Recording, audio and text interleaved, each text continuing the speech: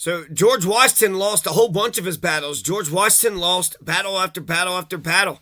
July 4th, 1776 is the official Declaration of Independence. July 4th, 1776. But we already had Lexington and Concord and Bunker Hill.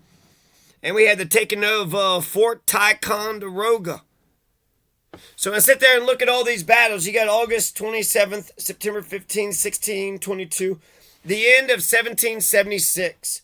You have loss after loss after loss. Battle of Brooklyn. British occupy Manhattan. The Battle of Harlem Heights. The British execute Nathan Hale, a soldier in the Continental Army.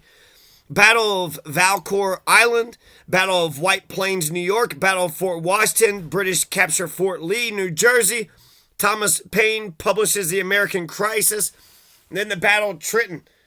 Then you got the Battle of Princeton, and then the Continental Army is going to winter at Morristown, New Jersey, January 6th to May 26th, or 28th. So that's not even Valley Forge. We haven't even got to Valley Forge. Valley Forge is at the end of 1777. So we're wintering in Morristown, and when I look at all these battles, they're all losses except for the Battle of Trenton. Maybe the Battle of Princeton, I don't know. The Battle of Trenton is when they captured all those Hessians. But when you read about what happened during all these battles, George Washington is getting his ass kicked over and over and over again.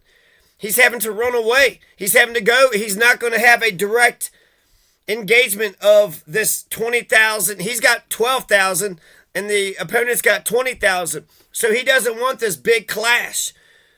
And ultimately, George Washington makes a conclusion that all he needs to do is wait it out. Because those troops need food and rations. They need supplies and ammunition.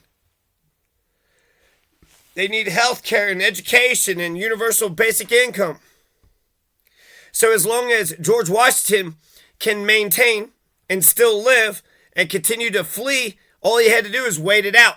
He didn't need a direct confrontation. He wanted to just knock it all out, which eventually, the Battle of Yorktown in 81, so that's 5 years from now. So he didn't have the big battle that eventually wins the war until 5 years after all these losses.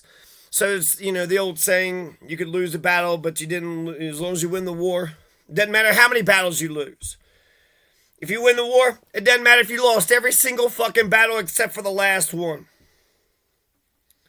And that's kind of like Bernie Sanders. He won the first 3 primaries, and then he lost the 4th primary, and then they acted like he lost the whole thing.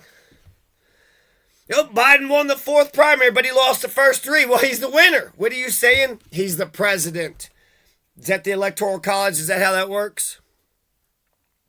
Nathan Hale, he says that he only regrets that he only has one life to give for his country. So Battle of Harlem Heights, Manhattan, Brooklyn, Valcour Island, White Plains, Fort Washington, Fort Lee, Battle of Trenton, Battle of Princeton. These are the first battles of George Washington, and he is getting his ass kicked. Let's go back to the first 3 battles of the American Revolution, starting with Lexington and Concord, because I feel like 1774, we're going to sit there and pretend that 1774 never happened. That's Talgeetah. Talgeetah, that's when Americans and the British Redcoats were united in their hatred of the Shawnee and the natives out west. Because ultimately, we're just taking a bunch of Native American land, right? So it's not about the British versus the Americans. It's like, hey, who's going to steal all these Native Americans' land? And the British was like, no, they want it. And then the Americans like, no, we want it. And then... So let's talk about the details of Lexington and Concord, April 19th, 1775. A date that will live in infirmary. Massachusetts, Lexington. Lexington, Kentucky was actually named after Lexington and Concord. It's revolutionary towns. And it wasn't just some sleepy-eyed. They knew that they were coming. They were looking for some cannons in Concord. And it wasn't just in Lexington. It was also in Lincoln, a city named Lincoln. And then Menotomy. Arlington is what we call it now.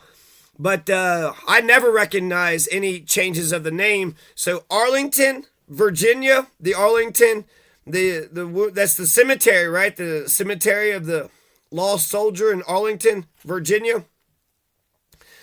No, it's me no Tomy. It's always going to be me no Tomy to me. Cambridge, Lincoln, me no Tomy, and Lexington, Concord. So there's 5 cities, 5 villages that was actually involved. And this is the shot heard around the world. This is what's going to begin the hostilities between the crown, the cops of the king's cops versus the revolution's cops. April 19th, 1775. April 19th, 1775 was 248 years ago. This is George III. Georgie Porgy. Old Georgie Porgy, pudding pie. 700 redcoats come from Boston under the leadership of Francis Smith. And they were going to get arms from Concord. This is when Paul Revere and Samuel Prescott is going to ride. They're going to ride and ride and ride. Lexington, let's see here. Just as the sun, okay, so the details of what happened. You got about 100 Americans, and they've been militiamen who've been, training and whatnot, and they're not prepared. They're not ready. You have the British that comes into town. 700 redcoats from Boston, Francis Smith. And then as the sun is rising, that's when gunshots ring out. As the sun was rising, gunshots ring out. You're going to have 1 redcoat dead and 8 American patriots were killed. So the first volley, the first shots. Now you're going to have Northbridge, right? 400 versus 100 red. So Americans were outnumbering the regulars. Red, white, and blue had 400. The British redcoats had 100. So the king's cops were very much outnumbered by the revolution's cops. In the end, you're going to have 49 Americans who were killed and then 73 British redcoats who were killed. 49 Americans were killed, 73 redcoats were killed. Breed's Hill, you had the Battle of Bunker Hill. Now, in between, maybe I should go in order. Should I go in order? No, I won't. Ethan Allen and Benedict Arnold is going to take Fort Ticonderoga May 10th, 1775. So that's good, right? So this Lexington and Concord, it just seems like they came into our towns and they started shooting us, but we held our own. And so that's why it's a shot heard around the world, because they're like, oh shit, these Americans might actually win the revolution. They might actually be able to beat the premier empire, in the world. So Bunker Hill is what they call the June 17th, 1775. Both of these are in Massachusetts. Lexington, Concord, Massachusetts. Bunker Hill, Massachusetts. Now, you know who fought at Bunker Hill? Daniel Shays of Shays Rebellion.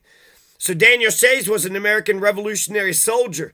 But even back then, they would just force them to go fight, and they didn't give a damn about the soldiers, the troops.